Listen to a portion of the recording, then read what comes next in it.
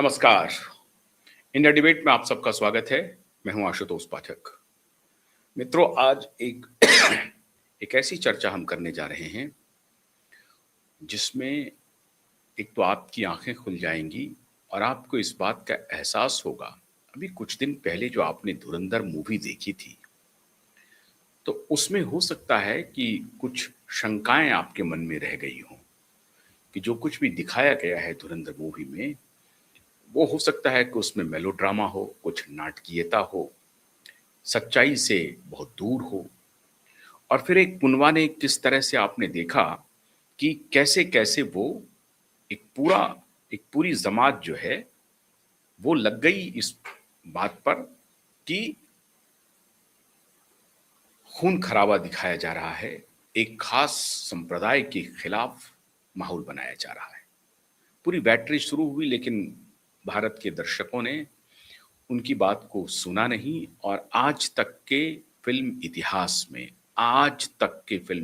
में ऐसी सफलता किसी फिल्म को नहीं मिली जो धुरंधर 1 को मिली और धुरंधर 2 को मिली। पहली धुरंधर आई और दूसरी आई धुरंधर द रिवेंज। अब वो दोनों फिल्में अपार सफल हुई। एक ने 1000 करोड़ किया, फिर दूसरे ने 1000 करोड़ किया। अब पता नहीं कितने करोड़ में ये लोग खेल रहे हैं। अभी वो नेटफ्लिक्स पे चल रहा है, जियो स्टार पे था, हॉटस्टार पे था, नेटफ्लिक्स पे चल रहा है और ये चलता ही रहेगा। अब इसमें जितनी कवायदें ये लोग कर रहे थे इस फिल्म को डिफेम करने की, उसी रफ्तार में फिल्में आगे बढ़ी, कमाई किया। लोग ढूंढ-ढूंढ करके सच की परख करते रहे, सच की पड़ताल करते रहे, सच्चाई क्या है ये जानने की कोशिश करते रहे और जैसे-जैसे लोग सच की पड़ताल में अंदर तक गए, तो फिर ऐसा लग रहा था कि वो भी एक धुरंधर ही हैं, जो सच की पड़ताल करने अंदर तक जा रहे हैं। अब आप ये कहेंगे कि फ़िल्में आईं, चली गईं, कमाई हुआ, फ़िल्म पर बड़ी चर्चा हो गई। मैं आज ये विषय लेकर के क्यों बैठ गया हूँ? विषय इसलिए बैठ गया हूँ क्योंकि ये विषय बहुत महत्वपूर्ण हो गया है। और अब जिसकी मैं चर्चा करने जा रहा हूँ, वो सच के बहुत ज़्यादा करीब है। एक टेररिस्ट, खूंखार आतंकवादी खूंखार आतंकवादी पॉडकास्ट में शामिल होते हैं वर्षों बाद। अब वो खूंखार नहीं हैं, उन्होंने अपनी पूरी ज़िंदगी बदल ली, लाइफ़स्टाइल बदल लिया और मैं समझता हूँ कि उन्हीं की ज़िंदगी पर ये आधारित होगा, ये धुरंधर भी। नाम, किरदार अलग-अलग हो गए हों, लेकिन जो स्टोरी है, आज मैं उसकी चर्चा करने जा रहा हूँ और ये व्यक्ति इस व्यक्ति ने 2 शख्सियत के बारे में क्या कहा है, उनकी सारी कुंडली खोल दी आपके सामने और अब तक जो लोग पानी पी-पी करके गाली दे रहे थे, हमारे प्रधानमंत्री को और हमारे गृह मंत्री को, उनको शर्मिंदा होना पड़ेगा। उनको बहुत तकलीफ होगी, उनके कलेजे पर साँप लूटेगा। इस शख्स ने वो खुलासा किया जो अकल्पनीय है और आप जितना भी सोचेंगे, आप वहां तक जा नहीं सकते हैं जो इस शख्स ने खुलासा किया है। अकल्पनीय है। 2019 के बाद का तो ये जिक्र कर ही रहे हैं, लेकिन ये शख्स 1990 का जिक्र कर रहे हैं। 1990 के पहले 1987 का जिक्र कर रहे हैं और उसके पहले 1947 का भी जिक्र कर रहे हैं। 1947 के बाद 1965 का भी जिक्र कर रहे हैं, 60s का भी जिक्र कर रहे हैं। 65 में भी भारत-पाकिस्तान युद्ध हुआ था, आपको याद होगा, चाइना युद्ध के बाद। 47 में तो हुआ ही था, जब कबायली ने हमला किया था और फिर कैसे भारतीय सैनिक लाहौर तक पहुंच गया था। फिर एक गलती हुई जो आज हम पाकिस्तान को अपने साथ मिला नहीं सके, मतलब हम लाहौर तक हमारी सेना चली गई थी और जबरन हम उसको अपने कब्जे में ले लिए होते। खैर, वो अब एक अलग विषय है, जो बीत गई सो बात गई। टेररिस्ट का नाम है मुश्ताक अहमद भट्ट। भारत के अब ये जाने माने स्पाई हो चुके हैं। पूरी तरह से अब भारत के लिए काम किया इन्होंने। 300 से अधिक आतंकवादियों को एलिमिनेट करने में इनकी बड़ी भूमिका रही। और क्या पेशावर, क्या मुजफ्फराबाद, क्या इस्लामाबाद, क्या अफगानिस्तान, क्या पाक ऑक्युपाइड कश्मीर, कोई ऐसी जगह नहीं थी जिस जगह पर मुश्ताक अहमद भट्ट के कदम न पड़े हों। 20-21 साल का नौजवान अपनी जवानी के आगोश में सीमा पार कर जाता है। जवानी उफान पर थी, इन्हें ललचाया गया, लालच दिया गया और उस लालच में ये पढ़ करके चले जाते हैं पाकिस्तान। और पाकिस्तान में फिर ये ट्रेनिंग कैंप चले जाते हैं और ट्रेनिंग कैंप के पहले इनका ब्रेन वॉश किया जाता है कि तुम्हें जिहाद में शामिल होना है और जिहाद में शामिल होने के पहले तुम्हारी जो भी इच्छा है उसकी पूर्ति की जाएगी। तुम्हें पैसे दिए जाएंगे, तुम्हें महिलाएं उपलब्ध कराई जाएंगी, लड़कियां उपलब्ध कराई जाएंगी, वो तुम्हारी दोस्त बनेंगी और उसके बाद तुम्हें जिहाद में शामिल होना है। इस लालच में तुम्हें पैसे भी मिलेंगे, जो चाहिए वो मिलेगा। और इस लालच में यह नौजवान पाकिस्तान की सरहद में प्रवेश करता है और फिर पाक ऑक्युपाइड कश्मीर होते हुए पेशावर, इस्लामाबाद, अफगानिस्तान, हर जगह के ट्रेनिंग कैंप में जाकर के ट्रेनिंग करता है, जिहाद के नाम पर युद्ध भी लड़ता है। लेकिन जब इसे सच्चाई पता चलती है कि साहब ये तो युद्ध है ही नहीं, ये तो जिहाद है ही नहीं, ये तो पाकिस्तान एक गिरोह है जो यहाँ की आईएसआई चलाती है और पाकिस्तान की आर्मी चलाती है, तब इस शख्स को एहसास होता है कि हम फंस गए। और फिर जो ये लंबे समय के लिए पाकिस्तान जाता है, 6 महीने के अंदर वापस भारत आने की जुगाड़ करने लगता है। एक टेररिस्ट के रूप में ही भारत आता है और वो सेक्शन कमांडर बनता है। सेक्शन कमांडर की भूमिका में भारत में वापस आता है और जब ये अपने गुलमर्ग होते हुए जब अपने सोपुरा गांव पहुंचता है, फिर ये अपने चाचा से, अपने पिता से, अपने परिजन से मिलता है और वो कहता है, जब इसके परिवार वाले पूछते हैं कि तुम कहाँ गए थे, तो कहा कि पाकिस्तान गए थे। बोला पाकिस्तान कैसा है? कहा 2 नंबरी। वो पूरा का पूरा देश 2 नंबरी है, 2 नंबर के लोग हैं, ईमान के पक्के नहीं है, मुसलमान नहीं है। ये बात इन्होंने कही। कोई 2 नंबरी आदमी है, वो इस्लाम से उनका कोई लेना देना नहीं है, झूठ कर रहे हैं। बोला आप क्या इरादा है? बोला इरादा यह है कि मैं सरेंडर कर दूंगा। बोला तुम सरेंडर करोगे? अगर तुम सरेंडर करोगे तो फिर तुम्हारा पूरा खानदान नेस्त नाबूद हो जाएगा, खत्म हो जाओगे, हम लोग भी मारे जाएंगे। तो अब तो तुम्हें वापस अब या तो जान देना है या जान लेना है, यही काम करना है। और फिर ये शख्स उस दिन पाकिस्तान जो ये जाता है, मुश्ताक अहमद भट्ट, 6 महीने में जो कुछ भी इन्होंने झेला, ये एक पल में जब इनके परिजन ने इन्हें रिजेक्ट कर दिया तो एक पल में इन्हें लगा कि अब तो मुझे परिवार ने भी रिजेक्ट कर दिया। उसके बाद लगा कि इनके पैर के नीचे से जमीन खिसक गई और फिर ये सोचने लगे कि अब करना क्या है। जबरदस्त इनका इंटरव्यू है, पॉडकास्ट है, मैं आपको कहूंगा कि आप उसे देखिए। मैं खुद भी संपर्क करने की कोशिश कर रहा हूं और बहुत जल्द मैं मुश्ताक अहमद भट्ट को भी अपने कार्यक्रम में लाने की कोशिश करूंगा, या दूसरे जो आतंकवादी हैं जो आतंक का रास्ता छोड़ करके भारत सरकार के लिए कहीं खुफिया एजेंसी में काम कर रहे हैं, इंडियन आर्मी में काम कर रहे हैं, कहीं पुलिस में काम कर रहे हैं, उनको भी मैं लाने की कोशिश करूंगा बहुत जल्द। लेकिन इन्होंने जो खुलासे किया, आज मैं ये कार्यक्रम क्यों कर रहा हूं वो मैं उस पर आता हूं अभी बाद में। फिर ये रात भर ये मुश्ताक अहमद भट्ट सोचता रहा कि अब करूं क्या। बाद में इनके चाचा आए, उन्होंने इनको समझाया कि एक काम करो, अभी तुम ये इलाका छोड़ दो।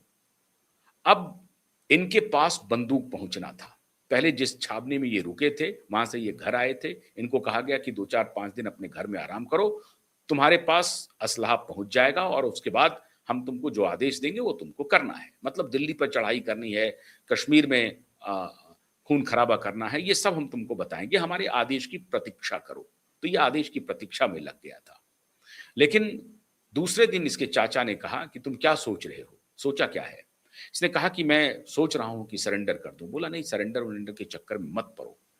तुम एक काम करो, अभी ये इलाका छोड़ दो। बोला कि ये इलाका कैसे छोड़ेंगे? हम तो सेक्शन कमांडर हैं। हमारी सारी गतिविधियों पर उसकी भी नज़र है। बोला कुछ नहीं होता है, तुम चले जाओ यहाँ से। फिर ये जंगल चला गया और जंगल में कुछ 1 आध 2 दिन बिताने की कोशिश की, लेकिन वहाँ से फिर बात नहीं बनी। फिर ये अपने किसी दोस्त से मुलाकात की, दोस्त को कहा कि कोई भी जतन करके मुझे भारतीय इंटेलिजेंस से, इंडियन इंडियन इंटेलिजेंस एजेंसी से मेरी बात करवाओ। खुफिया एजेंसी से मेरी बात करवाओ या आर्मी से मेरी बात करवाओ, किसी से मेरी बात करवाओ। कहा कि ठीक है, करवाते हैं बात। अब उस शख्स को कहीं किसी पुलिस वाले के संपर्क में था।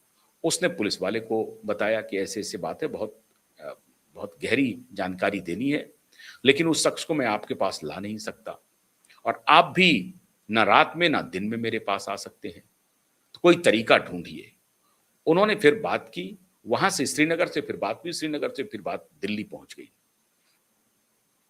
दिल्ली में इंटेलिजेंस एजेंसी से बात हुई। अब यहाँ पे ये कह रहे हैं कि मैं उनका नाम नहीं बताऊँगा जिनसे मेरी बात कराई गई।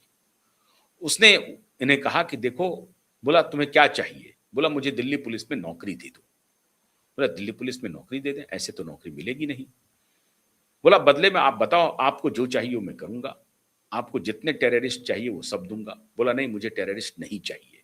फिर बोला क्या चाहिए? बोला मैं बताता हूँ क्या चाहिए। इंतज़ार करो, तुमसे मुलाकात कैसे होगी? हमारे आदमी तुम्हारे पास पहुँचेंगे।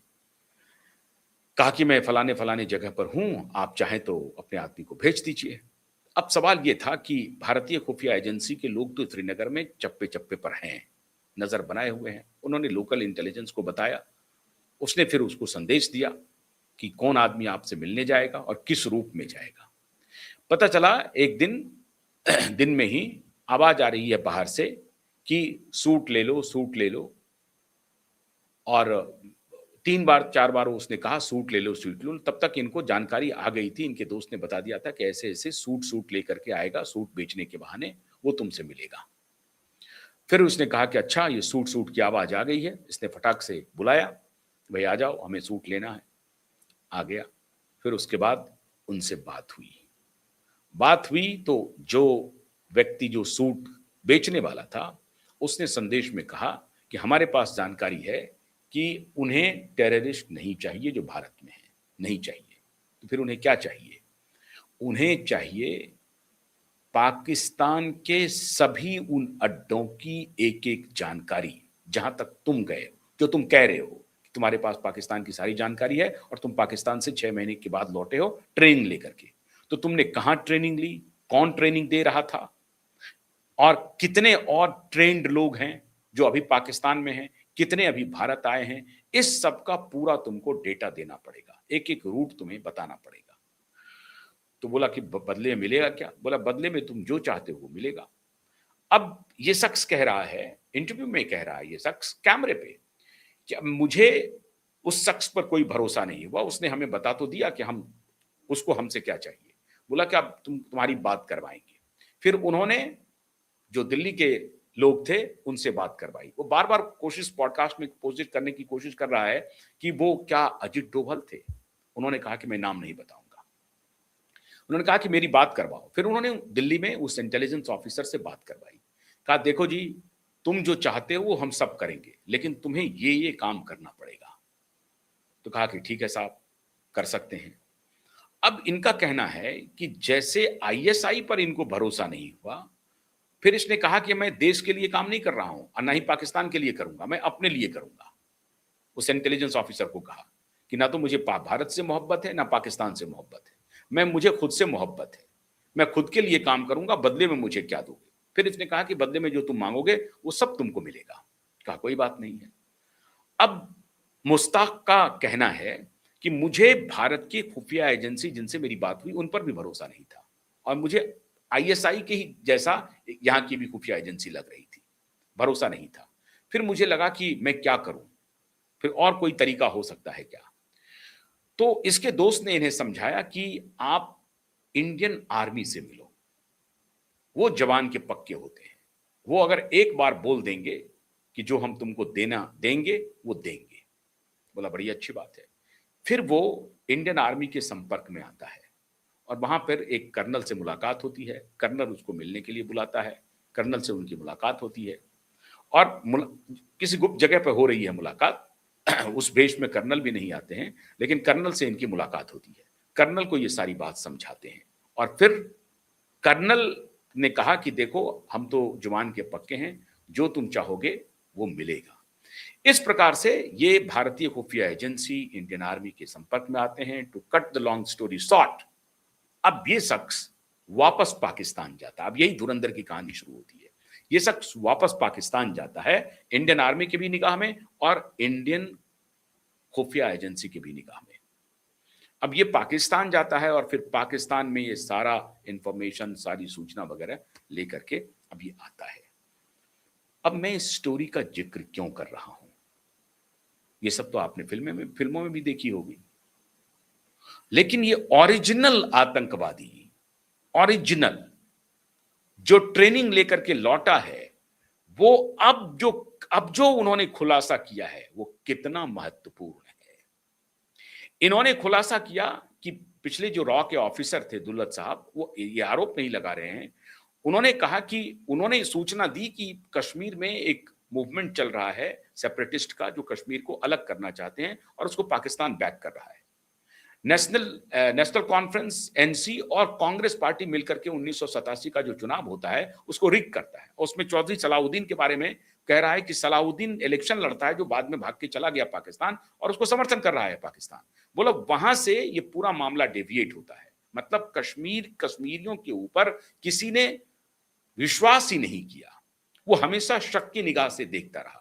और उस वक्त की जो सरकार थी, उनको लगा कि अगर ये सेपरेटिस्ट जो हैं ये सरकार में आ गए तो फिर ये कश्मीर पाकिस्तान में चला जाएगा, जो कि मिस कैलकुलेशन था, ये गलत था। और वहीं से ये मूव गलत हो गया।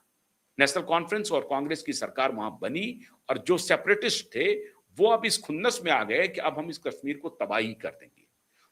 जबकि वो चुनाव लड़े थे, डेमोक्रेटिकली चुनाव लड़े थे, जीते भी थी, इनका ये कहना है।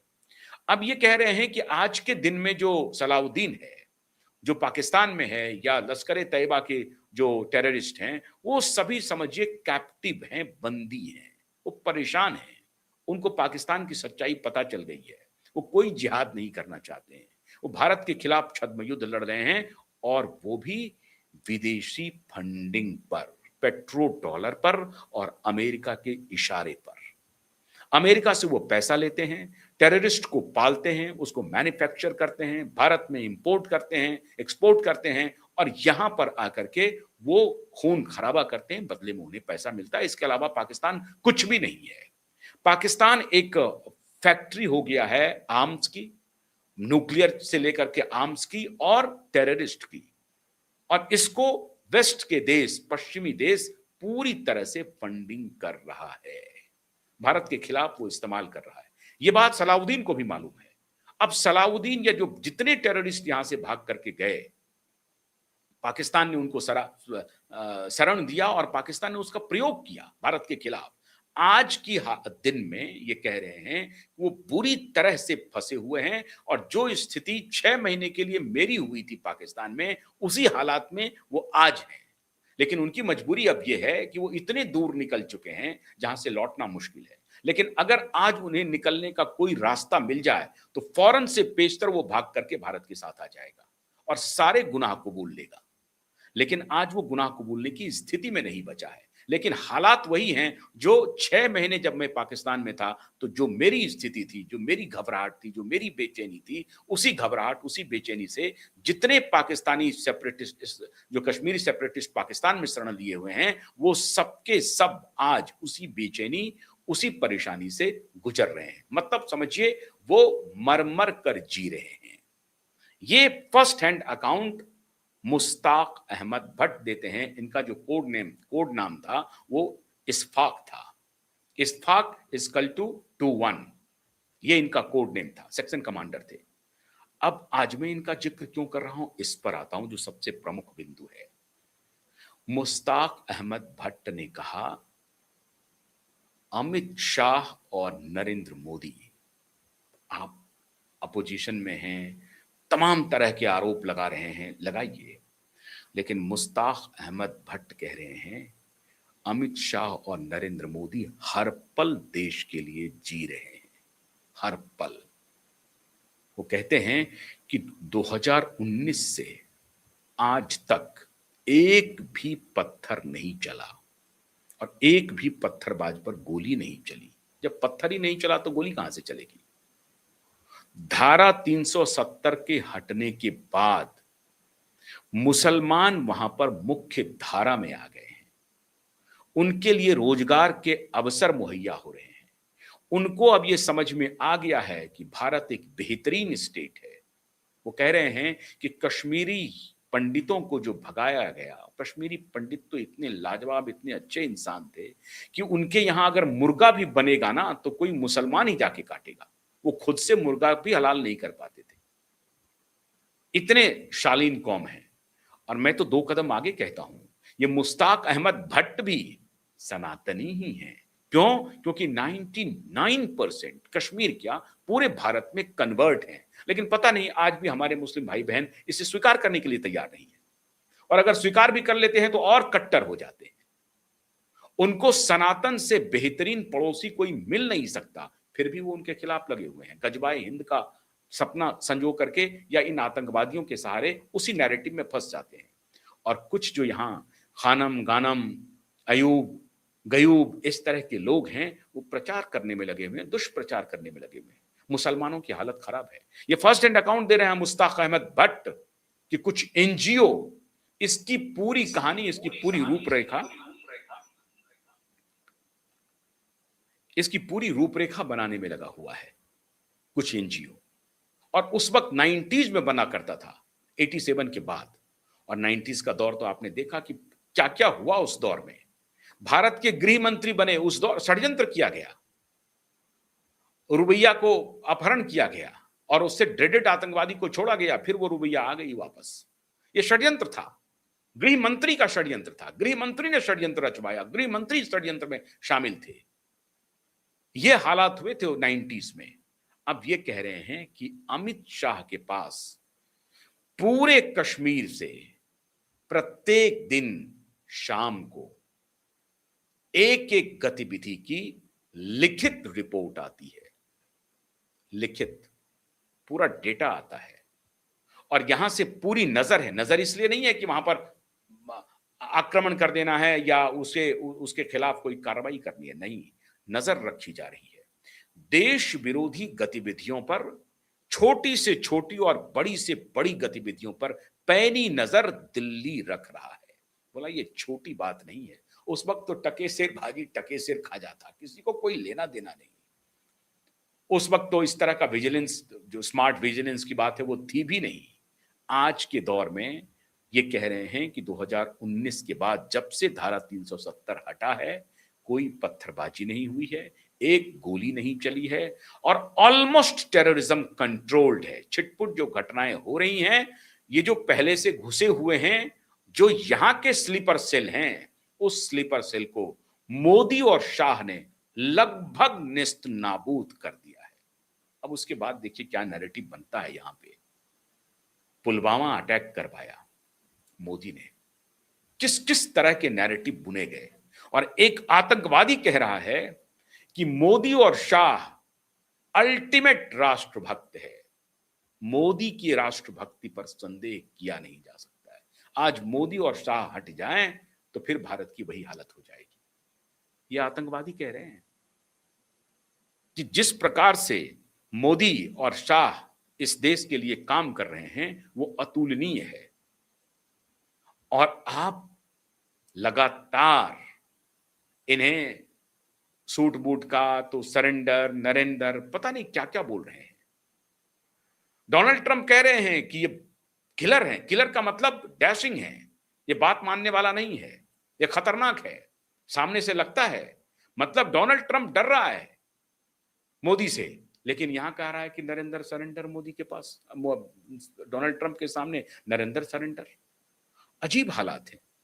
अपने देश के प्रधानमंत्री को, चुने हुए प्रधानमंत्री के बारे में एक पूर्व आतंकवादी ये कह रहा है कि किस प्रकार से इस देश में खुफिया एजेंसियों ने पिछले 10-15 वर्षों में काम किया है। पूर्ववर्ती सरकार के भी खुफिया एजेंसियों ने काम किया, वो ऐसा नहीं कह रहे कि नहीं काम किया, लेकिन उन्होंने दुल्लत के ऊपर एक सवाल उठाया है। ये नहीं कहा है कि उन्होंने देश विरोधी कोई काम किया, बोले उनकी स्ट्रैटेजी, उनकी रणनीति में कोई भूल हो गई होगी, या कांग्रेस और नेशनल कॉन्फ्रेंस ने ठीक से संभाला नहीं। लेकिन यह सरकार कश्मीर के साथ संवाद भी कर रहा है, विजिलेंट भी है, सख्ती भी कर रहा है। जहां जो आवश्यकता पड़ रही है वो किया जा रहा है। ये कौन कह रहा है? आतंकवादी ट्रेनिंग लेकर के लौटा हुआ, अब तो वो भारत के खुफिया एजेंसी में है, आर्मी में है, पुलिस में है, तब अलग अलग जगहों पे सेवाएं दी उसने, उसके बारे में पूरा डिटेल भी मैं नहीं बता सकता आपको।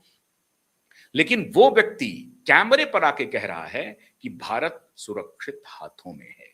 प्रत्येक दिन अमित शाह कश्मीर के बारे में, खास तौर से कश्मीर की एक एक रिपोर्टिंग ले रहे हैं खुद। अब आपको मिल गया अकाउंट, और कहा कि धुरंधर में जो कुछ भी दिखाया गया था, जो कुछ भी दिखाया गया, चाहे वो अतीक अहमद से जुड़ा हुआ मामला हो, नकली नोट का, ये कह रहा है कि नकली नोट का तो मैं ही हेड था पेशावर में, मुजफ्फराबाद में, जहां नकली नोट बन रहा था, मैं आधे नोट का तो कारोबार मैं ही करता था। ये खुद कह रहा है मुश्ताक अहमद भट्ट कि आधे नोट का कारोबार तो मैं करवाता था, मैं ही सारा काम करवाता था, जब दोबारा मैं वापस गया तो। अब इसकी कल्पना कीजिए। इसीलिए मुजफ्फराबाद पर जो अटैक हुआ, इस्लामाबाद के आसपास जो अटैक हुआ, पीओके में जो अटैक हुआ, प्रिसिजन अटैक था ऑपरेशन सिंदूर में। मतलब भारत की खुफिया एजेंसी को पाकिस्तानी उस इंफ्रास्ट्रक्चर की एक एक इंच की जानकारी थी जहां आतंकवादी तैयार होते थे और इन्फिल्ट्रेशन के लिए उनको भेजा जाता था। इसीलिए ऑपरेशन सिंदूर कामयाब हुआ, क्योंकि भारत की खुफिया एजेंसी चाक चौबंद थी और लीडरशिप मोदी और शाह के हाथ में है। फिर भी शक है आपको, करते रहिए। बहुत बहुत शुक्रिया। नमस्कार।